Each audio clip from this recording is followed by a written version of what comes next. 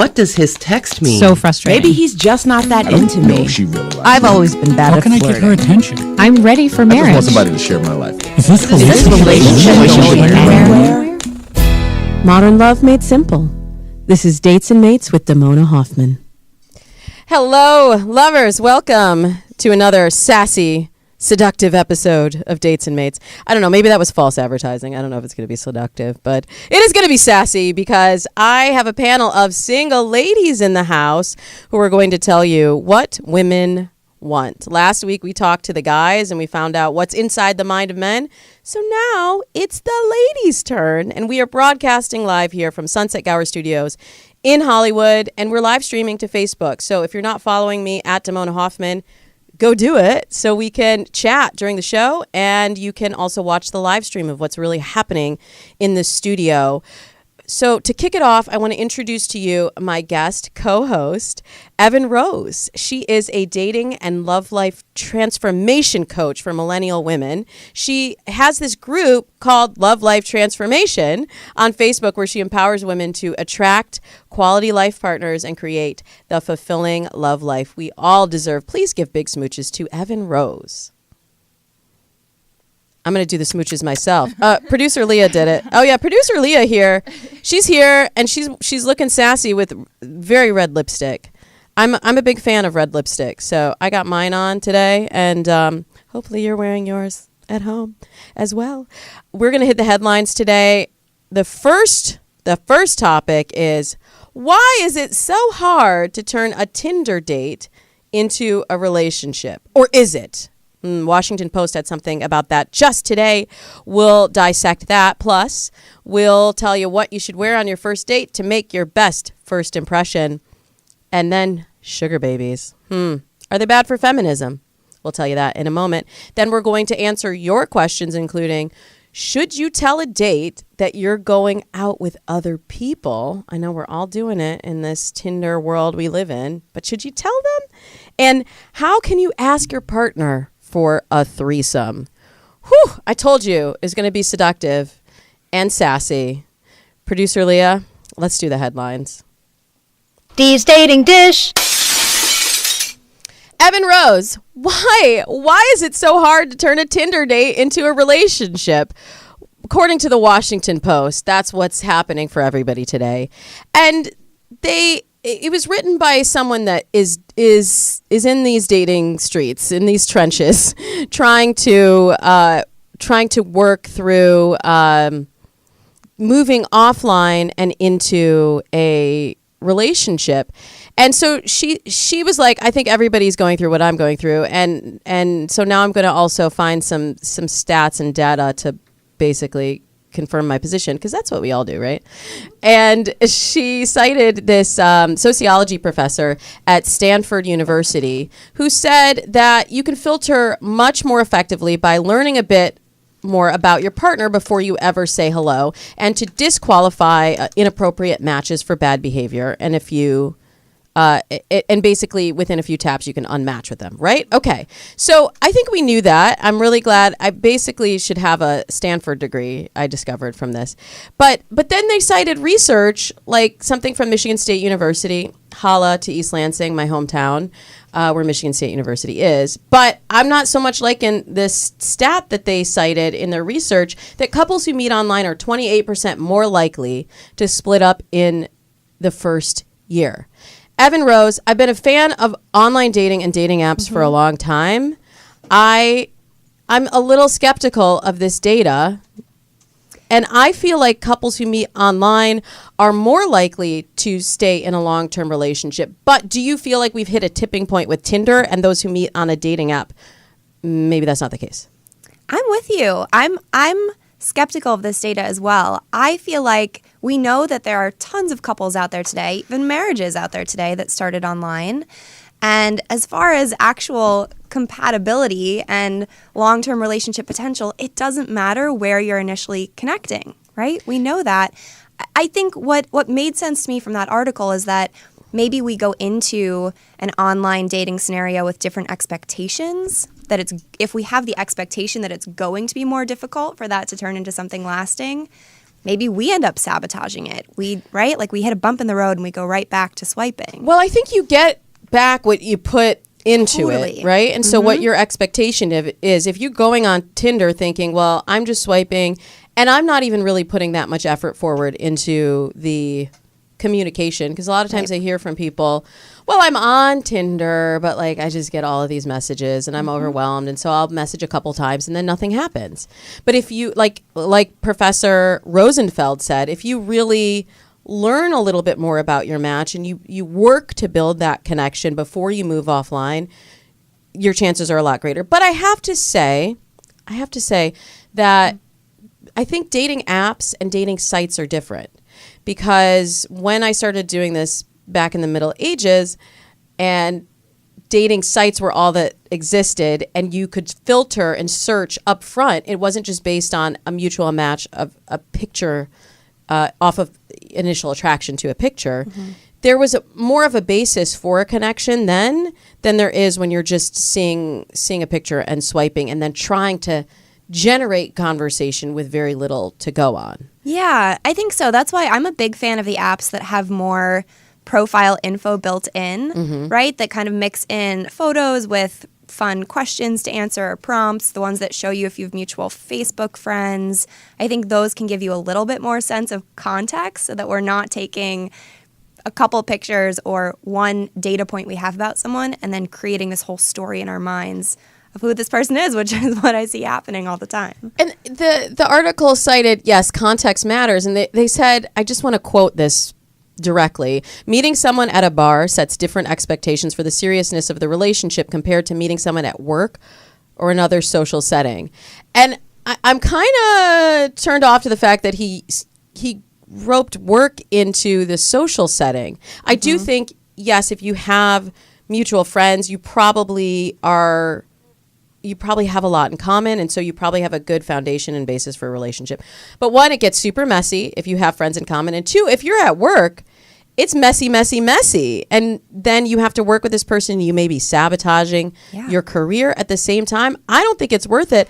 I think it's actually better to date people that aren't in your immediate social circle, because wouldn't you have dated them already if they were going to be a great match for you? Right. And the flip side too is, maybe if that stat is correct, maybe people are staying together longer than they should because they have common friends or because they have the work dynamic that they're not wanting to mess up. So maybe it's that those couples really should have parted ways, weren't truly compatible before that 1 year mark, and then stayed together because of the context, which isn't necessarily what we want to go for here either. Evin, you are brilliant. I hadn't thought of that point, but you're right on with that. So since you seem to know so much about dating, Evin Rose, I want to know what works for your first date outfit.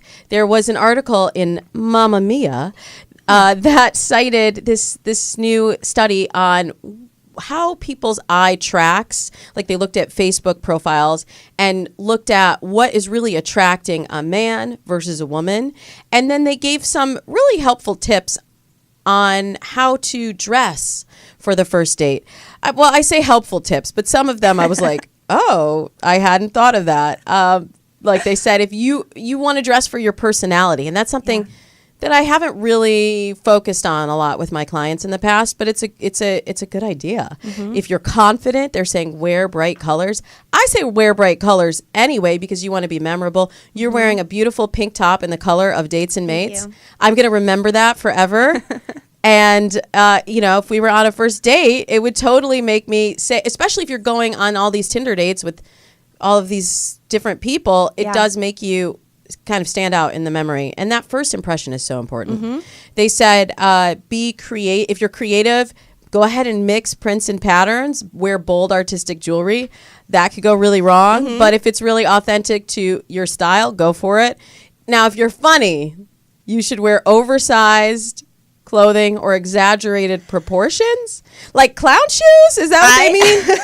I really reacted to that point as well. That makes me really nervous. Like, I don't think that the goal to me of the outfit is that the outfit itself is so eye-catching that that feels costumey almost, right? Like, the outfit should be a compliment to who you are. And I'm with you. The confidence is everything, because if you're not feeling sexy, if you're not feeling authentic in what you're wearing, that's going to read in your body language. It's going to read in your vibes. So what should someone wear to a first date? Like, let's just make it really simple. I have my clients do a capsule wardrobe for dating, which is basically like, it's always this is the baseline. And then you can add to it. You can change your jewelry. You can switch it up.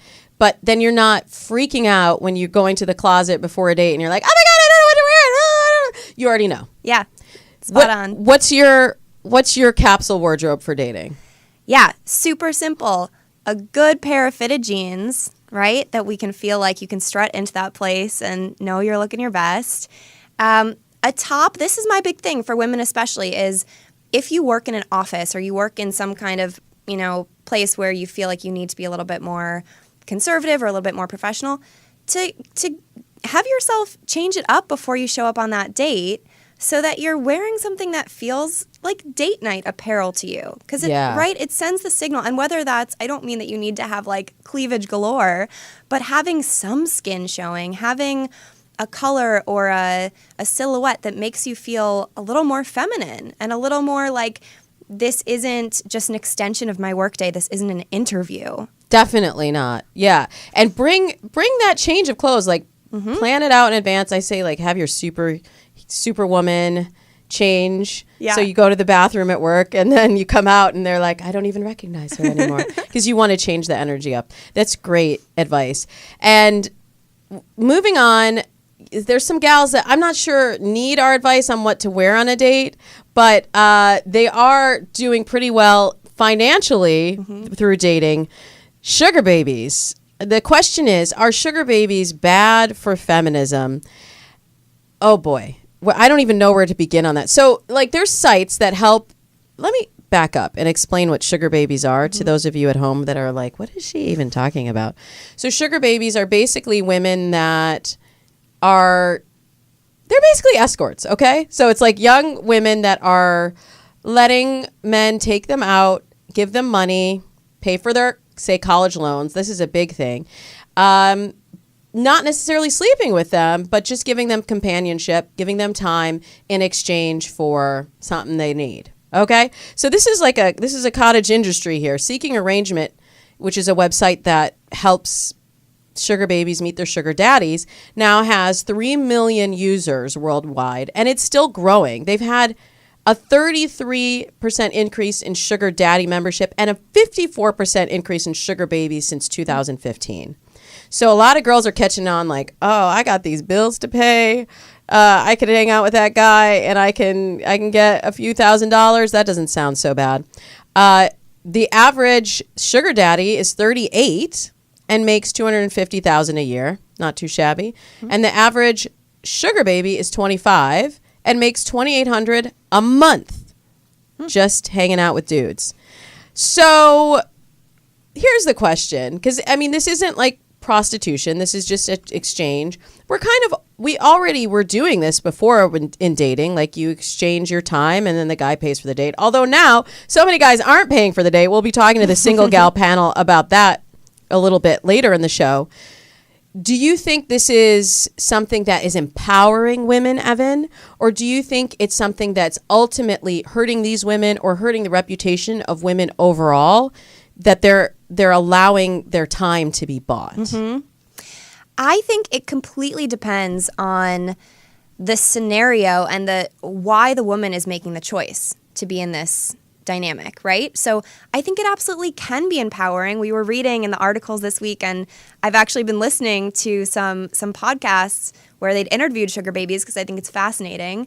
And the women who are making this choice for themselves and feeling really incredible about it, feeling like it's setting them up to live the life they want to live, that they're able to set clear boundaries with their sugar daddies. So if that means for them, I don't want to sleep with someone. Some of them said there was no physical intimacy, right? So as long as I think the women are setting boundaries, making a decision from a place of empowerment, and there was also someone who pointed out in the article, she said, I always make sure that I have other sources of income so that I don't feel so dependent on my sugar daddy that I don't end up compromising my integrity or my boundaries because I need to pay my rent.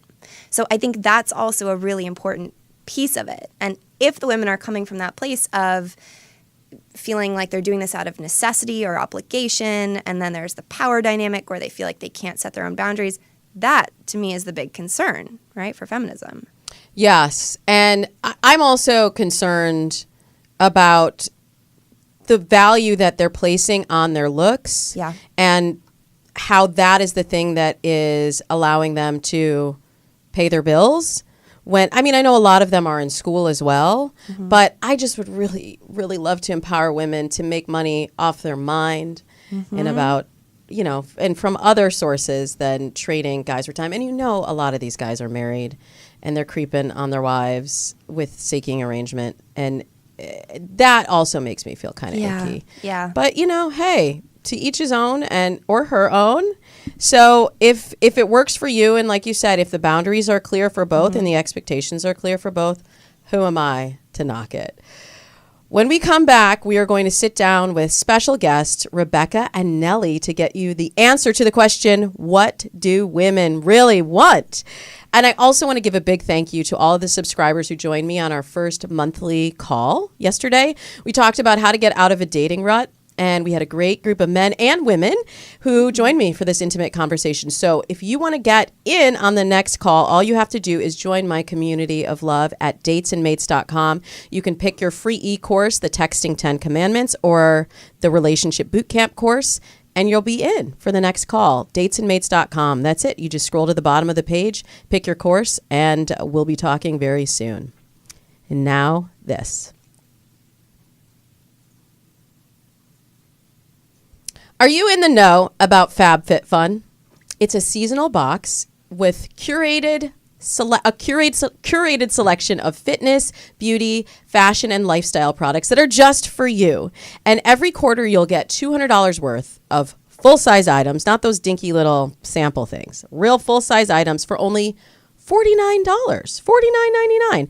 And actually, for you all, it's $10 off if you use the offer code DatesandMates. You can see all the goodies in my fall box in the unboxing video on my Facebook page at Damona Hoffman. But each week during this fall promotion, we are doing a review of a different item in the box. So this episode, and this is the last week of the promotion. So this episode, I wanted to feature this adorable teapot. For those of you who are listening on the podcast, I got to tell you, it's super cute. And, a few years ago, I became a tea drinker. And for other tea connoisseurs like me, you know that the really good stuff, it doesn't come in the bags. It comes just loose leaf tea, right? And this teapot, here's what's so cool. It comes with a built-in strainer so that you can easily make a pot of delicious, flavorful tea, right, in the pot and pour. And it's so cute. It has flowers in my signature pink color, and it's the perfect size for serving to my gal pals when I have them over for a spot of tea. So get yourself over to FabFitFun.com to snag your fall box before they sell out. And remember to use the secret code DatesandMates for $10 off your first box. We are back with Evin Rose, dating and love life coach for millennial women, for empowered millennial women especially. And let me introduce my panel of beautiful ladies to you. We are here with Rebecca Bernard. She is the co-founder of World City Center, a dual language early education and enrichment center in LA. She's also the founder of Family Go Global. It's a travel company which offers education-focused adventures abroad. I have taken part in some of those adventures, and she is fantastic. Now, for the single panel, you should know she is divorced. She's a mother of two. And she also has a fun, sassy blog at beccatica.com, so you should check that out. But please give big smooches to Rebecca. And I guess we'll give you the smooches at the end. We don't know where the smooches... my lip smackers got stuck together. I'll give you smooches. There we go. And we also have Nelly Dennis. And Nelly moved here from the Big Apple to pursue a career in writing. She's a graduate of Chapman University, got her master's. So she's a smart lady, and she's single. And are you ready to mingle? Yes. Are you ready to tell us what's inside your mind and what you really want? For sure, yes. Okay, great. We're glad to have you here, Nelly. And we will not give you smooches, but after the show, maybe. I'll give you smooches. Producer Leah gives you smooches. Okay. And everybody, I want to make sure everybody can hear. I can hear everybody loud and clear. Okay. We're gonna get into the nitty gritty. Let's do it. Y'all are single. Mm-hmm. You both live in LA. We talked a lot about dating apps in the first segment. What has your experience been with dating apps, Rebecca? It's a love-hate relationship. I jump on, I jump off. I jump on, I jump off. I jump on, I jump off. What is keeping you from this the consistency that I always recommend in my programs, Rebecca? The riffraffery is real. I'll just say it that way. Define riffraffery for those without a dictionary. I don't know. I think Nelly and I are in the same boat. We're both educated. We both have dual degrees. You know, I'm an entrepreneur. Like, I'm a kind of smart, independent, intellectual type of woman, and I'm just not finding like my match on the dating apps. Like, I'm not finding men that are kind of superstars or even just, you know, can hang in a conversation or complete full sentences or add punctuation to their sentences.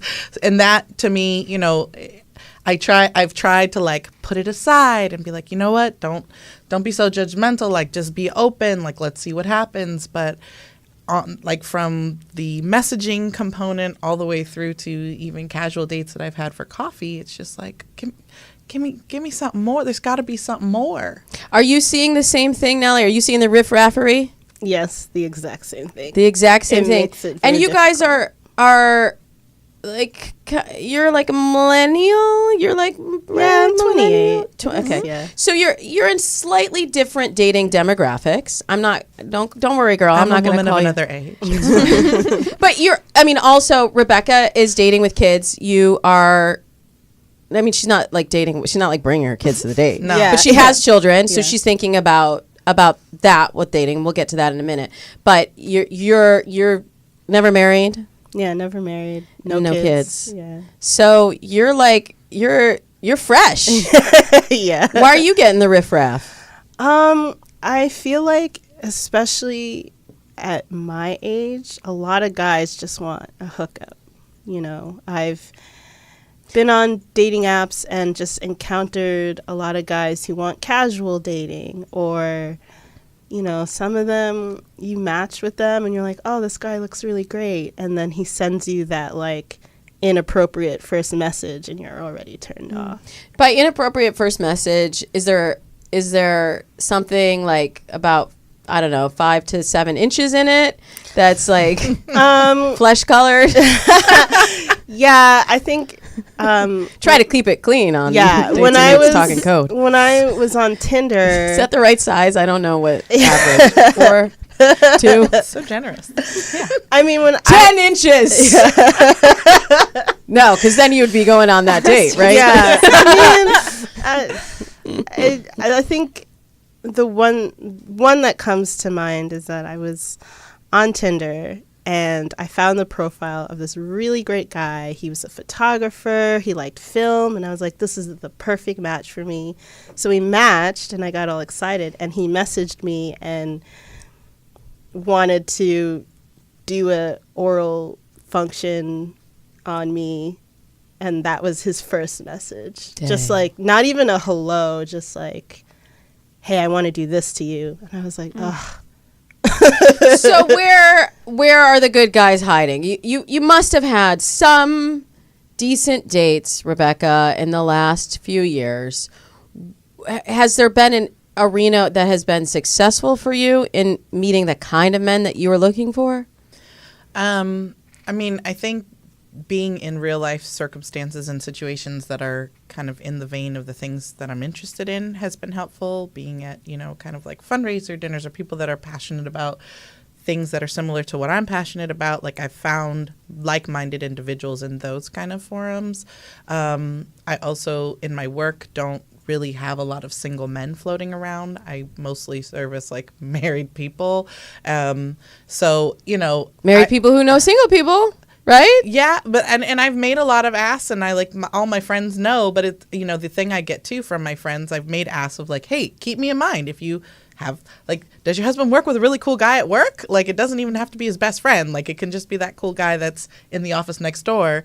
And they're like, God, I'm totally always thinking about you, and like the 35 other single friends that I have in their 30s and 40s that are also looking for a mate, right?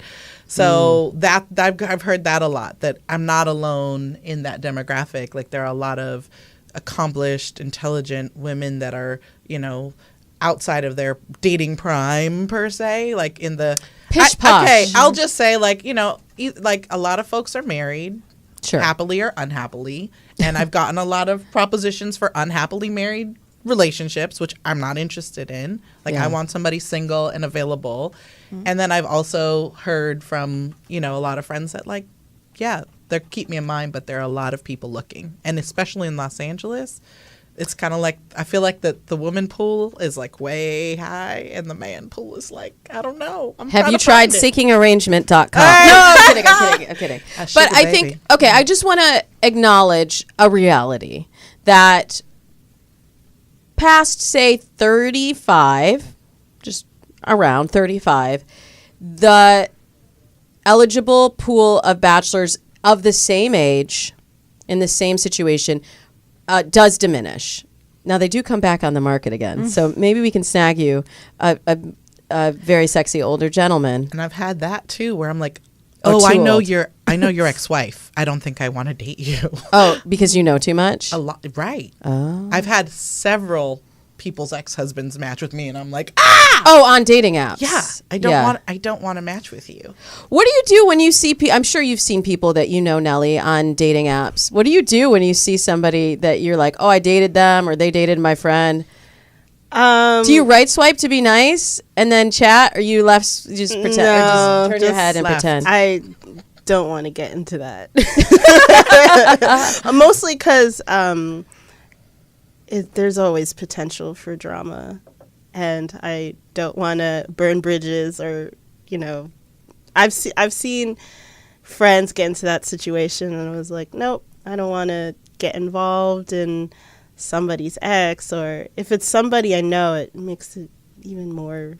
I don't know. Finding someone on a dating app that I know, sometimes it's like, oh, they're looking, and then it's kind of weird because I don't want to match with that person. No, I get it. Yeah. You don't want somebody's yesterday's news. And I think even if it's a friend, and some people I know swipe right on friends just to kind of say hello. You're like, oh, we're all in this together.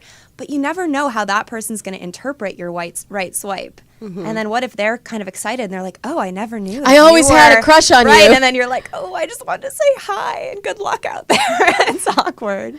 Evan, you coach a lot of empowered women like Nelly and Rebecca. So just based on what you've heard about dating apps specifically, do you have advice to them and to the ladies listening at home on how they can have a more fulfilling experience with dating apps or online dating?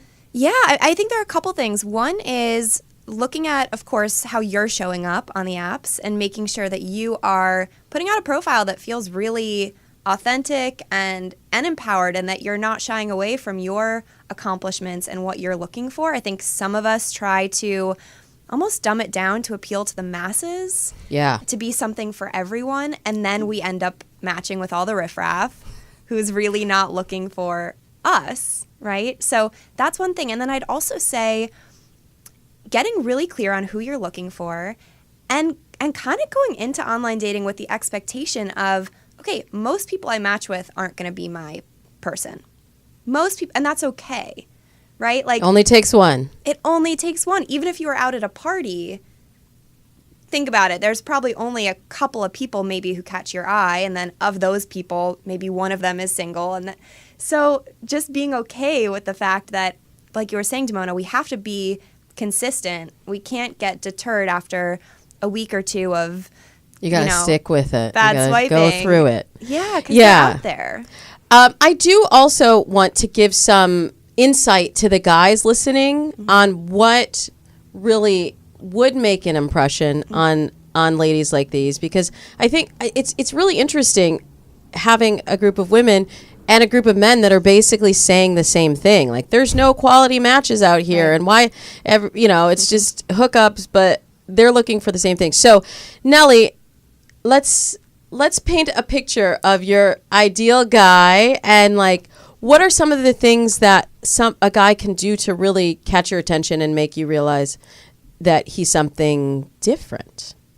Well, I'm definitely into guys who are more on the creative side. So someone who really shows their creativity. Like unemployed, or I'll just play it. I am married to a writer, though.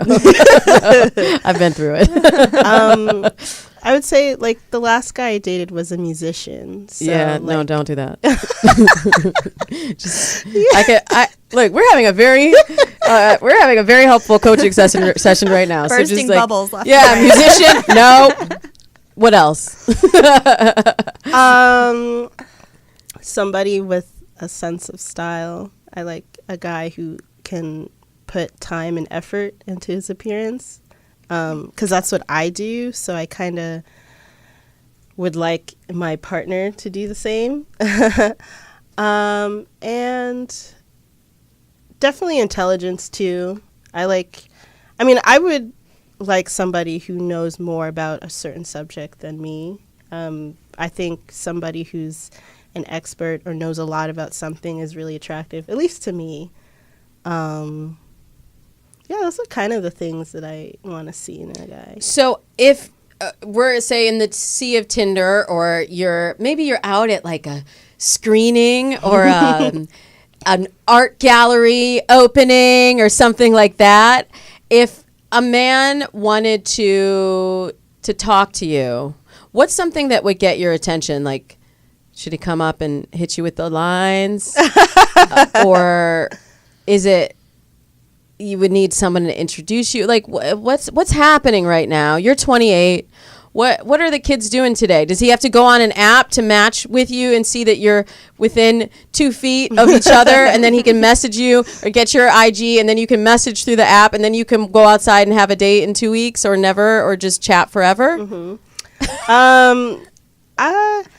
I think in terms of meeting somebody in person, I think it's always nice to start with a compliment. If you go up to somebody and say, hey, I really like that tattoo, or hey, I really like what you're wearing, I think that automatically breaks the ice.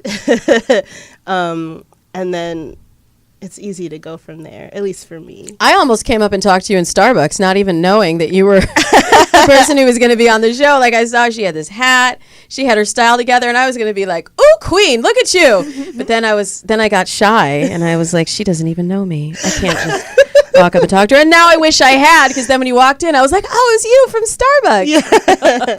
I should have done it, but guys get kind of shy. And then I know in your world, Rebecca, you also, like, you spend a lot of time in environments where there's kids around. You have to think about finding a partner that can really fit into your family life. And it's a little complex. You know, you have an ex-husband in the mix, and not a lot of time to go on exploratory dates. Yeah. So what would catch your attention quickly? Because you busy lady. I think, one of the things that I really miss from my 20s is just meaningful conversations with men, like sincere interest, authenticity, and kind of just to echo what you said, Nelly, about like, be passionate about something, like have something interesting to say, have something interesting to talk about, and really have like a genuine desire to have an exchange, like not, just superficial fly by night. I think that's kind of, and it starts there, right? It starts with the superficial, but then like make it interesting. I feel like there is a little bit of a fatigue factor that's happening, and people are like, well, I'm just going to keep it surface because I don't want to get too deep if I don't know it's going anywhere. And you almost have to keep showing up to pull the more meaningful conversations out. And I also feel like texting is really impacting this, and messaging back and forth, where we develop this false sense of intimacy and this feeling like we know each other, but then when you get together, you realize there's not as much The energy there's there. not as much meat on that bone. I have 2 more questions before. Oh, I don't know if I have time for 2 more questions. Well, okay, very quickly. What do you think about women making the first move? Are you guys in the camp, you gals in the camp of, I need chivalry and I need him to send me the first message, make the first move, suggest the first date? Or are you okay with initiating conversation or date inquiries? Rebecca. I mean, the initiator is strong with this one. So I've been practicing kind of resting back and being in more like a receptive mode and being a little bit more allowing for the chivalry. So that's something that like I don't have a problem being like, hey, you're cute. I like you're hey, you know. But but do you think if you say, hey, you're cute, do you think of that as I initiated? Yeah. Okay. Evin, problem? Not problem. I think there's a balance. I'm totally fine with women sending the first message, or even as you're chatting and the guy is like dragging on and wanting to have this chit chat for days and days, which I completely agree. We've got to get out of the virtual world and into reality like ASAP. So I'm all for us being proactive in that we say something that opens the door for him to then make a date, right? So you can even say something like, it's been really fun chatting with you. I'm free, I've got some free time next week if you feel like asking me out. Yeah, and be coy with it. Right. It's like dropping the hanky like in olden times. Exactly. And saying like, I will run if you will chase. Right. And I might even stop and turn around and kiss you later. What about you, Nelly? Well, on chivalry, courtship. Is that a thing? I do think it's a thing. I have in the past on dating apps have always like sent the message first sometimes because I try different things and I think maybe this person is more likely to talk to me if I initiate. But I don't know. I think there's something to be said that for a guy who is a go-getter and makes the first move. But they're all exhausted and scared. I'm all for women initiating. Now, not chasing, right, but initiating or creating the opening for a conversation. Got to ask before we move on to technically dating, who pays on the first date? We asked the guys what they thought. Rebecca? The dude. Always the dude. Is there any circumstance under which you would offer to split or pay? Do you do that if you're trying to get out of there? If you were a crush or a friend that I liked, like we were going out as friends, I would probably do that. But if you've asked me out, I'm expecting that you're going to pay. Okay. What if you've asked him out? Well, then that's a good question. And he's going to show you what he's made of.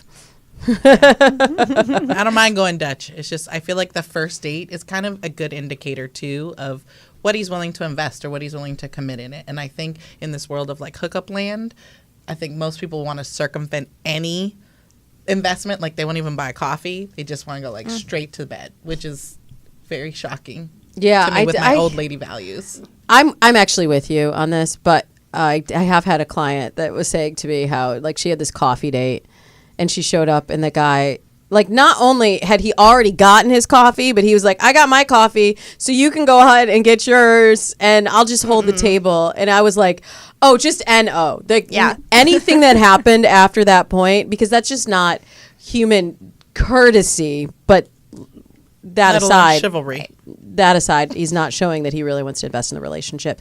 Would you consider, Nelly, paying on a first date? I agree with Rebecca. I think the guy should pay on the first date. I've only had one experience on a date where I offered to go half, and that's because his card declined. Dang. Shout out to the broke guys. Yeah. Hey, we all have our challenges. We all need love. We all need love. But yeah, be upfront about it. I'm sure he was super embarrassed. Yeah, and I told him it's okay. It's okay, but I mean, I'll never see you again. But it's fine. It's totally fine. All right. Well, since you have so many opinions, ladies, about dating in the modern world, and Evin Rose is an expert in dating for millennial women, I need your opinions on the next segment. Technically dating. And this segment is sponsored by FabFitFun.com. You can get your fall box for $10 off at FabFitFun.com using the offer code DATES and MATES. All right, I have a question here from a lady. I'm going to post this to you first, Evin, okay. And then ladies jump in. She says, I signed up for OkCupid like 3 days ago. I talked to a bunch of guys, some of whom seemed normal and nice enough, and set up dates for the coming week. But at my first date on Sunday, we hit it off really well. I did mention to him that I had other dates set up for the coming week, but I expected half of them to cancel, and I wasn't super excited about any of them. And he said, well, let me know if you're still interested after you go on them. So today I had a guy cancel, and I texted the first guy and said my night freed up and asked if he was busy. And he asked if it was a client or a date that had canceled. And I was honest, and I said it was a date. I told him I hadn't been super excited about it anyway. And he responded kind of annoyed and said he didn't feel like being a backup plan. So now I feel like I blew it. And I'm not sure what I should have done differently. Should I have canceled the rest of my dates? I just feel like I'm not cutthroat enough for this game. Direct quote. Evin Rose, where did she go wrong here? Can she salvage this connection? I would say no need to share that you've got other dates lined up on a first date. There's absolutely nothing wrong with having those other dates on the books. I actually love that she went into a date already with some more dates lined up. It takes the pressure off. But why not just tell the guy, I've got some plans this week. I'm free, on Sunday, if we can wait until then for our next date. Yeah, I think there's an issue with giving people information that they haven't really earned yet. And I love how she said, I'm not cutthroat enough. I don't think you have to be cutthroat. In fact, please don't be cutthroat. But you have to know, you have to have boundaries, and you have to know what information is like on a need to know basis needs to be shared, and what information is just for you. Yeah. And he doesn't need to know about your other dates. He doesn't need to know what other things you're doing. You're just busy, but you'd love to see him again. So, yes, I also think if she really felt that she made a connection, yes, I think she should have canceled the other dates, because you can't. This is kind of what we were saying about, like, you get out what you put in. If you are feeling like you're building something with someone, and then you're going on these other, like, well, we'll just see what happens dates, you are diminishing the energy you have to devote to the person that you're making a real connection with. Now, I'm all for going on multiple dates, and if you're just not sure, you can continue to date other people. But at the point where you're like, oh, this person is different, just do yourself a favor. Don't waste your energy and your time going on obligatory dates. I think we feel like, oh, we should go on these dates just because we're asked. You don't have to go just because you're asked. Anything else to add, Nelly or Rebecca, on that one?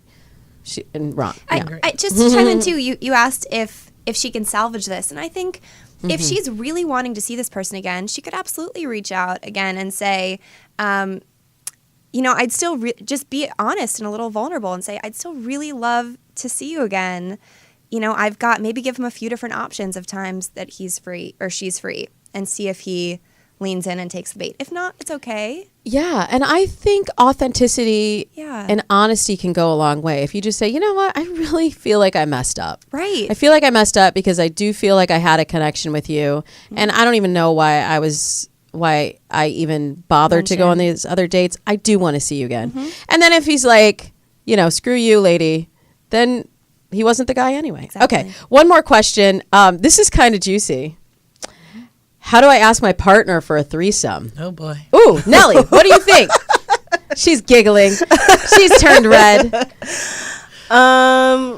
Well, I wouldn't.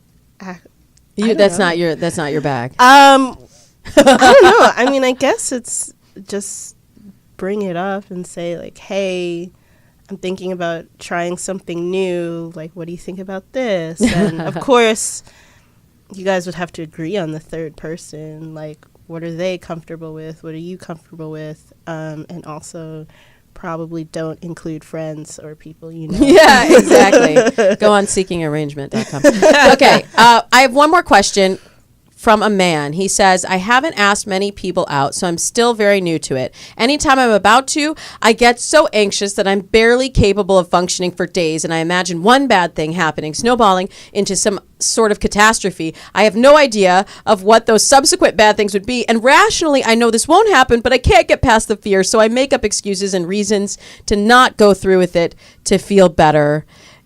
Other than recommending an anti-anxiety medication, what would you say to this guy that has this anxiety about talking to the gals? I'd say two things. Just practice. Just try. Just start. Just, I don't know, maybe role play. Even ask a friend, be like, look, I'm just going to walk this through and see how it goes, and maybe I can move past my fear so I can do this with a real person that I actually want to date. And then, my good old sales training, like, it takes 7 no's to get a yes. So if you just have in your mind, like, this is a statistics game. This is not about me. It's not personal. I will inevitably probably get 7 no's before I get that yes. Then it takes a lot of the pressure off about even asking. Who cares? 7 no's. Just run through the numbers. Run through the numbers. Anything to add, Evin? I think that's spot on. Start with asking people out who the stakes don't feel as high, right? Start with just... Or just remember, it's just people. It's just people. I mean, the worst thing you'll get is a no, right? Or a kick in the balls. But yeah. Oh, man. What's that cliche? Well, it depends on how you go about it, right? Yeah. Rejection is just redirection. Oh, right? I like that one. Yeah. I say rejection is your protection, but I like that. Rejection. There you go. All the same. Yeah. Just, go for it. Yeah. And feel it. Like, once you jump off the rejection diving board a few times, it's no big deal. No big deal. All right. Well, before we close the show, I do have I have a message to give to you all. So, producer Leah, can you please put 60 seconds on the clock for me to talk about toxic relationships? Yeah, gotcha. A few months ago on Dates and Mates and in one of my recent appearances on CNN Headline News, I discussed Ariana Grande's engagement to Pete Davidson and her breakup with Mac Miller. And you've probably heard by now that Mac Miller passed away this week of an apparent overdose. But now people are attacking Ariana Grande on social media, saying his death is her fault. She had to shut down her comments. Let's just get something straight, okay? There is no reason for someone to stay in a toxic relationship. In life and in love, everyone has to take responsibility for their own actions. And in Ariana's case, she did what she could to encourage Mac Miller's sobriety, but ultimately, it was his battle to fight. So if you are in a relationship with an addict or you've been in another toxic relationship in the past, please know that it's not your fault. As you know, it's not up to you to save this person. You have to set boundaries and let that person know what you can and cannot accept in a relationship and hopefully give them the inspiration to change. Unfortunately, in Mac Miller's case, his change didn't come fast enough, and I offer my condolences to his family, friends, and especially to Ariana Grande, who loved and lost and should not carry blame for this tragedy.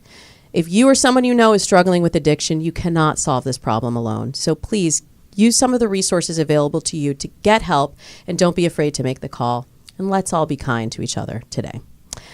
That is it for Dates and Mates. I want to thank you, Evin Rose, for joining us again. Thank you can you. Keep up with her at Evin Rose on Instagram or join her free Empowered Dating community on Facebook by searching at Empowered Dating with Evin Rose, or learn more at Evin, EVIN, rosecoaching.com. Thank you for being here. Thank you. And thank you to Rebecca. You can follow her at beccatica.com or on social at beccatica. And also Nelly. Say it again, at @the_Nadex. Nadex. She'll give you the code for that if you DM her. But no dick pics, please. Oh, yes, please. None of those. That's it for episode 229 of Dates and Mates. I want to know, what's your dating challenge? Which segments are your favorite? Who do you want to hear on a future show? You can email me, Damona@DamonaHoffman.com.